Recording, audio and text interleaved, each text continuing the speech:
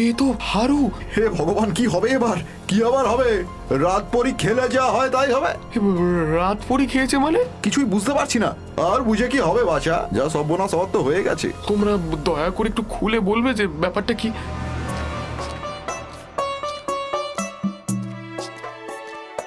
এই যে কাকা, এটা গোবিন্দপুর তো? হ্যাঁ বাবা, এটাই গোবিন্দপুর, কিন্তু তোমাদের তো আগে কখনো দেখেছি বলে মনে পড়ছে না। এই গায়ে নতুন বুঝি? আগে হ্যাঁ কাকা, আমরা 3 বন্ধু সেই দুবরাজপুর থেকে কাজের খোঁজে এখানে এসেছি। কাজের খোঁজে? তোমাদের গায়ে বুঝি কাজের অভাব? আগে হ্যাঁ, গত 3 বছর বৃষ্টি হয়নি বলে গ্রামের চারিদিকে শুধু হাহাকার। না হচ্ছে চাষবাস আর না হচ্ছে সেখানে কোনো অন্য কাজ। আচ্ছা, শুনেছি তোমাদের এখানে নাকি অনেক কাজ রয়েছে? একদম ঠিক শুনেছ বাছা, ভগবানের কৃপায় আমাদের গ্রামে কাজের কোনো অভাব নেই। গ্রামের লোকেদের বিঘে বিঘে জমি, কিন্তু মজুরের অভাব। কি বলেন কি? এ তো দারুণ ব্যাপার। হ্যাঁ গো হ্যাঁ, যদি ভালো করে কাজ করতে পারো গ্রামের লোক তোমাদেরকে মাথায় করে রাখবে। ওহে দিনু, তোদের জমিতে লাঙ্গল চাষের জন্য লোক খুঁজছিলি? নে, একসাথে 3 জন জুটে গেল। তা তোমরা লাঙল চষতে পারো তো? হ্যাঁ হ্যাঁ, খুব পারি। আমাদের যে কোনো ধরনের কাজ দিলেই আমরা পারবো। কি বল, একটু যদি থাকার জায়গা পাওয়া যেত। সে নিয়ে তোমাদের কোনো চিন্তা নেই।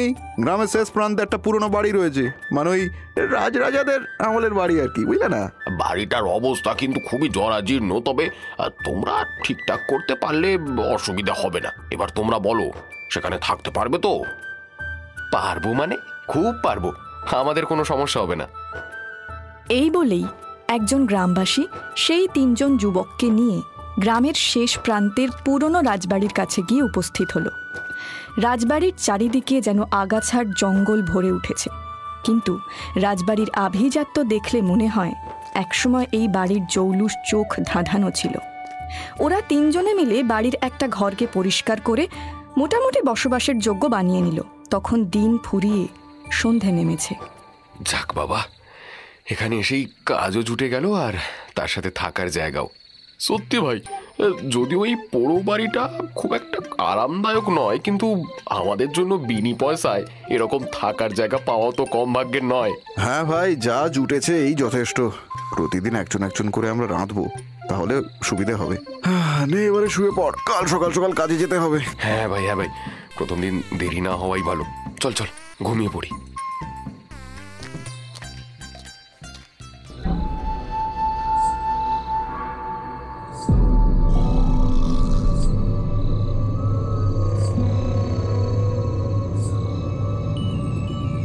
কি একটা নুপুরের শব্দ শোনা যাচ্ছে না? কিন্তু শব্দটা আসছে কোথা থেকে? বোনাস পান। এটা কি দেখলাম? না না না না, নতুন জায়গা, কি জানি কি বিপদে পড়বো। যাকে যাক, কাল সকালে দেখা যাবে। এই বলে হারু চুপচাপ ঘুমিয়ে পড়ল। এরপরে কেটে গেল 1 সপ্তাহ। হারু, নিমাই আর ব্রজেন সারা দিন কাজ করে বাড়িতে ফিরে রান্না করে খাওয়া দাওয়া সেরে শুয়ে পড়ে। কিন্তু হারু এর আগেও বারদুয়েক সেই নুপুরের শব্দ শুনতে পেয়েছে। আজকে রাতেও নিমাই আর ব্রজেন ঘুমিয়ে পড়তেই হারু সেই নুপুরের শব্দ শুনতে পেল। এবারে সে নিজের মনে মনে বলল, ব্যাপারটা মোটেই সাধারণ নয়। নিশ্চয়ই এখানে রাতের বেলা কোনো মেয়ে আসে। বিষয়টি দেখতে হচ্ছে তো, বাইরে গিয়ে দেখতে ক্ষতি কি?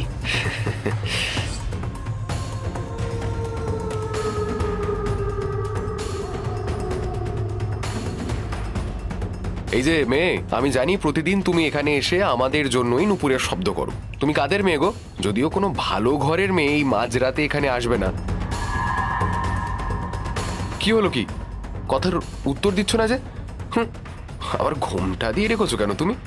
তা বলছি, এই গ্রামের মেয়েরা বুঝি সব এরকমই সস্তা? আচ্ছা, সেসব পরে দেখবো। আরে অত দূরে দাঁড়িয়ে থাকলে চলবে নাকি? কাছে এসে মুখটা দেখাও না গো একটু। আরে সুন্দরী, এত লজ্জা পেলে চলে নাকি? ওই চাঁদপনা মুখটা দেখাও না, নইলে তোমাকে দেখবো কি করে?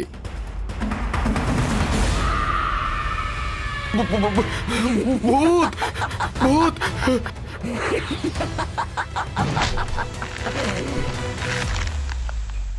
দেখ এবারে, দেখ, চিরকালের মতো তোর দেখা ঘুচে গেল। দেখ, দেখ এবারে।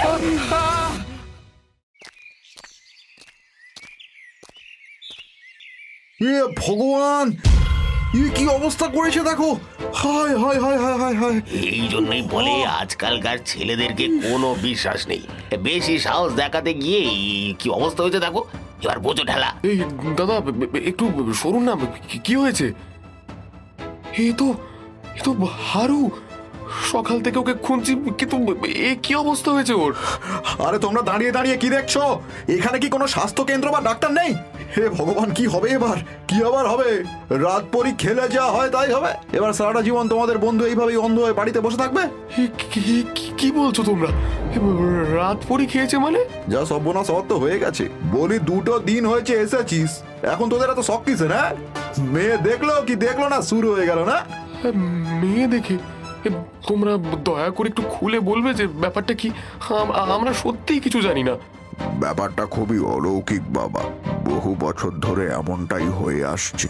রাতের অন্ধকার নামলেই এখানে রাত পরি আসে। লোকে বলে সে নাকি স্বর্গের অপ্সরার মতন দেখতে সুন্দর, কিন্তু যারাই তার দিকে নোংরা নজরে তাকিয়েছে তারাই চিরকালের জন্য অন্ধ হয়ে গিয়েছে। ঈশ্বর, হারু, এ কি সর্বনাশ করলি তুই? নিমাই আর ব্রজেন দুজনে মিলে হারুকে নিয়ে কাছাকাছি কোনো হাসপাতালের খোঁজে চলে গেল। এরপরে কেটে গেছে বেশ কিছুদিন। সেদিন ব্রজেন কাজ থেকে বাড়িতে ফিরতেই দেখল নিমাই বিছানায় শুয়ে রয়েছে। জ্বরে তার শরীর যেন পুড়ে যাচ্ছে। এদিকে ঘরে খাওয়ার জলটুকুও নেই। ব্রজেন তাড়াতাড়ি নিমাইয়ের মাথায় জল পট্টি দিতে শুরু করলো। তারপরে বলল, চিন্তা করিস না নিমাই, তোর কিচ্ছু হবে না। দেখবি কিছুক্ষণের মধ্যেই জ্বরটা নেমে যাবে। হারু অন্ধ হয়ে বাড়ি চলে যাওয়ার পর থেকে আমাদের দুজনের ভরসা তো আমরা দুজনেই। আরে ব্রজেন, সকাল থেকে বড্ড জ্বর, তাই কিছু রান্না করতেও পারিনি। ঘরে তো কিছুই নেই। কি হবে এখন? তুই এত ভাবিস না, তুই বিশ্রাম কর। আমি দেখি যদি কিছু পাওয়া যায়। এই রাতে বেরোবি? না, কি দরকার? তুই ভয় পাস না নিমাই, আমার কিচ্ছু হবে না।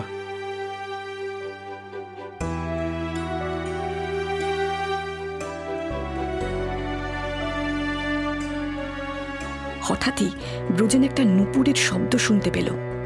চমকে তাকাতেই দেখল একটা নারী মূর্তি তার দিকেই এগিয়ে আসছে। না, এইদিকে গিয়ে আর কাজ নেই। তাড়াতাড়ি বস্তির দিকে গিয়ে দেখি যদি কিছু অনাজার জলের ব্যবস্থা করা যায়।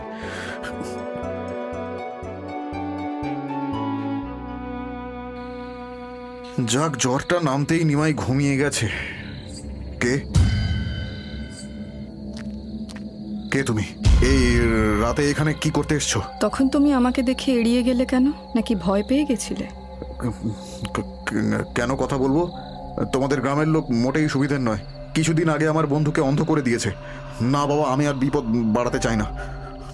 তাই বুঝি গ্রামের লোক খারাপ, আর তোমাদের বন্ধু বুঝি খুব ভালো? এই দেখো, আমি জানি না তুমি কে, কিন্তু এই রাতে এই একা পরপুরুষের ঘরের বাইরে আসা মোটেই তোমার উচিত নয়। তোমার বাড়ির লোকেরা তোমার জন্য চিন্তা করবে। যদি কিছু বলার থাকে কাল সকালে এসো, এখন যাও। শোনো না, দরজা বন্ধ করে দিও না। তোমার সাথে আমার কিছু কথা আছে। কি হয়েছে বলো তো? কে তুমি? এত রাতে কি পথ হারিয়ে এখানে এসেছো তুমি? তুমি আমাকে বলো, আমি তোমাকে বাড়ি দিয়ে আসছি। তুমি আমাকে বাড়ি নিয়ে যাবে? তুমি জানো আমি কে? আমি কোনো রক্ত মাংসের মানুষ নই। আমি রাতপরি। আমি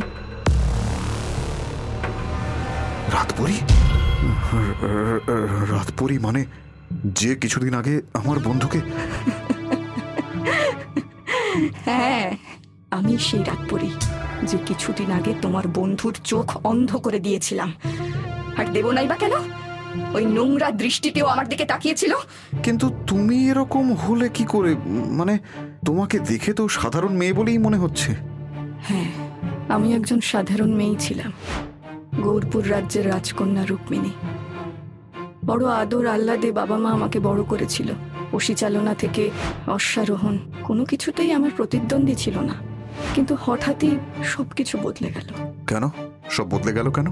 এক রূপসী গুণবতী রাজকন্যা থেকে তুমি রাতপরি হয়ে গেলে কি করে? বলো, আমি শুনতে চাই। সে অনেক বড় কাহিনী। নিজের অস্ত্র শিক্ষা আর রাজপ্রাসাদের চৌহদ্দির মধ্যে খুব আনন্দেই দিন কাটছিল আমার। তার মধ্যেই একদিন গোবিন্দপুরের রাজকুমার তড়িৎ কুমারের সঙ্গে আমার বিবাহের প্রস্তাব আসে। পিতা আমাকে তার কথা বলতে প্রথমে আমি রাজি হইনি, কিন্তু একদিন মৃগয়ায় যাওয়ার সময় রাজকুমারকে দেখা মাত্রই তাকে আমার মন প্রাণ সঁপে দিলাম। যথাসময়ে ধুমধাম করে আমাদের বিবাহ সম্পন্ন হয়ে গেল। চোখে হাজার স্বপ্ন আর প্রত্যাশা নিয়ে গৌরপুর থেকে আমি গোবিন্দপুরে এলাম, কিন্তু এসেই বুঝলাম আমার এত স্বপ্ন, এত আকাঙ্ক্ষা বুঝি বুদবুদের মতো ক্ষণস্থায়ী। ক্ষমা করবেন রানীমা, কিন্তু এখন আপনি মহারাজের কক্ষে যেতে পারবেন না। আমি মহারাজের সহধর্মিনী, তোমার দুঃসাহস হয় কি করে আমাকে বাধা দেওয়ার? সরে যাও এখান থেকে। ক্ষমা করবেন রানীমা, কিন্তু মহারাজ আদেশ দিয়েছেন তার কক্ষে যেন কেউ না প্রবেশ করে, নইলে নইলে কি? সরো তো।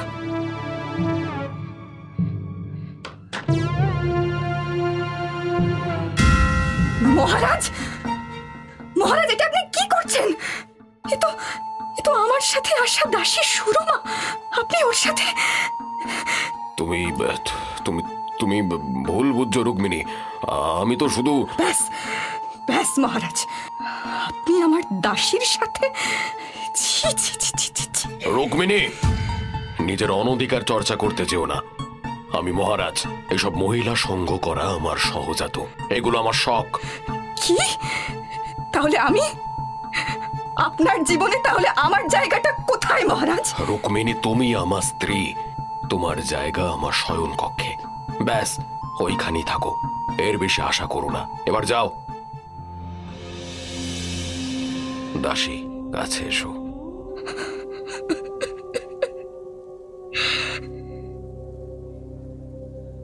সেদিন থেকেই বুঝে গেছিলাম আমার জীবনটা কেমন নরকের মতো হতে চলেছে। বলতে গেলে জীবনের সাথে এক প্রকার আপোষ করেই নিয়েছিলাম। দেখতে দেখতে কেটে গেল 2 বছর। মদ আর মেয়ে মানুষে মহারাজ এতই মগ্ন হয়ে থাকতেন যে রাজ্যে ক্রমাগত অধঃপতন হতে শুরু করলো। একসময় বাধ্য হয়েই মহারাজকে অন্য এক রাজ্যের সাহায্য প্রার্থনা করতে হলো। মধুরগড়ের সম্রাট উৎপল কুমার এই রাজ্যের রাজপ্রাসাদে এলেন। আমি তার সাদর অভ্যর্থনা করলাম।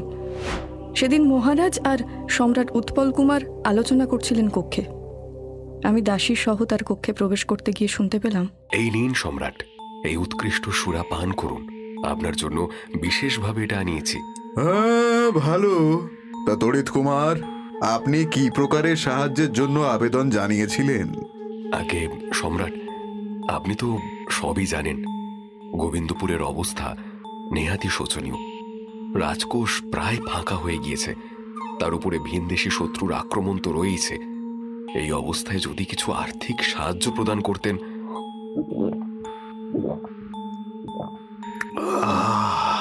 বেশ, তো দেখুন, আপনি আমাদের মিত্র রাজ্য, আপনাকে সাহায্য করা তো আমার কর্তব্য, কিন্তু তার বদলে যে আমারও কিছু চাই রাজন। আমার কাছে আপনাকে দেওয়ার মতন কি কিছু আছে সম্রাট? আমি তো নেহাতি... আছে মানে খুব আছে তড়িৎ কুমার। আপনার কাছে এক কোহিনূর হিরে রয়েছে, যা খুব কম রাজার কাছেই থাকে। আমি ঠিক বুঝলাম না সম্রাট। আপনার রানী রুক্মিণীকে আমার চাই রাজা, কেবল 1 রাতের জন্য। তার বদলে অর্থ সাহায্যের সাথে সৈন্য সাহায্য পাবেন। আচ্ছা বেশ, সম্রাটের আদেশ অমান্য করার দুঃসাহস আমার নেই, যেমন আপনার ইচ্ছা। উত্তম, অতি উত্তম। কিন্তু আপনার রানী রাজি হবেন তো? নিশ্চয়ই হবেন সম্রাট। না না না না, কখনো না, কখনো না, আমি কখনো এটা হতে দেব না। মহারাজ এটা কি করে ভাবলেন? নিজের স্ত্রীকে? ঈশ্বর, কি শাস্তি দিচ্ছ আমায়!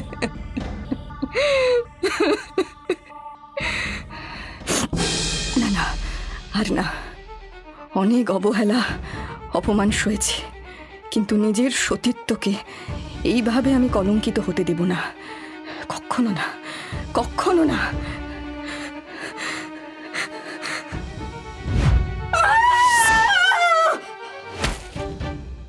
চিৎকার শুনে মহারাজ ছুটে এসেছিলেন, কিন্তু হায় রে ভাগ্য, যাতে আমার আত্মহত্যার খবর রটে গিয়ে রাজবংশের গায়ে কালিমা না লাগে, তাই আমার দেহটাকে তিনি দাহ করেননি, বরং সেটাকে খামারের দেওয়ালে চুন সুরকি দিয়ে বাঁধিয়ে দিয়েছিলেন।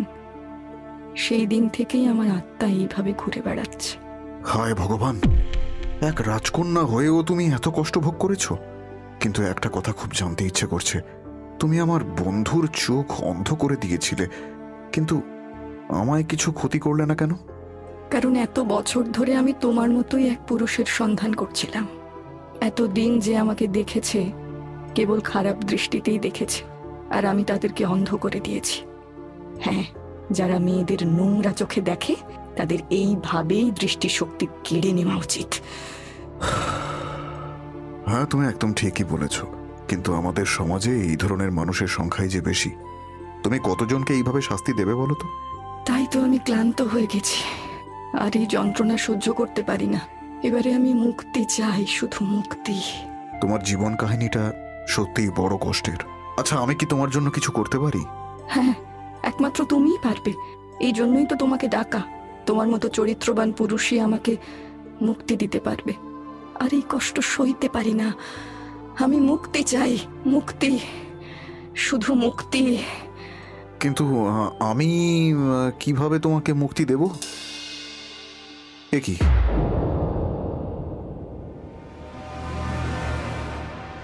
রানী রুক্মিণী বলেছিল যে মহারাজ তার দেহ খামারের মধ্যে।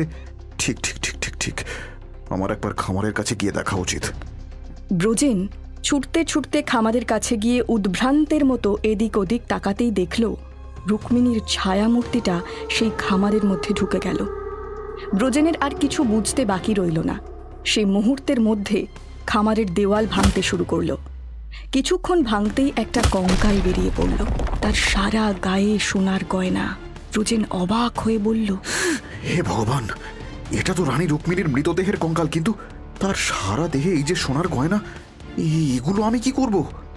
এই গয়নাগুলো তোমার ব্রজেন, এগুলো আমার তরফ থেকে তোমার জন্য ছোট্ট উপহার।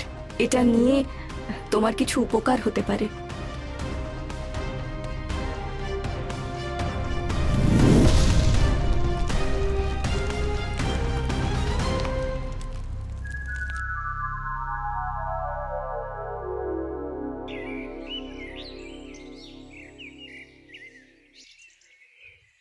একই রাতপরীর ভয় তোমরা দেখছি বাক্স প্যাটরা নিয়ে রওনা দিলে। রাতপরি আর কখনো আসবে না জ্যাঠাবাবু, গ্রামের লোকের আর ভয়ের কোনো কারণ নেই। উমা, সে কথা তুমি কি করে জানলে শুনি? সে কথা না হয় থাক, কিন্তু একটা কথা, এই যে বিশাল রাজবাড়ি, এটা কি বরাবর এইভাবেই পড়ে রয়েছে? কি জানি বাপু, আমরা তো বাপ ঠাকুরদার কাছে শুনেছি এই রাজবাড়ি নাকি অভিশপ্ত। রানীমা বারান্দা থেকে ঝাঁপ দিয়ে আত্মহত্যা করার পর থেকেই রাজবাড়িতে নাকি একের পর এক মৃত্যু হতে থাকে। শেষে একদিন ছাদ থেকে পড়ে রাজারও অপঘাতে মৃত্যু হলে এই বংশ শেষ হয়ে যায়। তারপরে ধীরে ধীরে এই বাড়িটাও পোড়ো বাড়িতে পরিণত হয়। বৃদ্ধের কথা শুনে ব্রজেন মৃদু হাসে। তার আর বুঝতে বাকি থাকে না যে রানী রুক্মিণী রাজাকে হত্যা করে তার প্রতিশোধ পূরণ করেছে।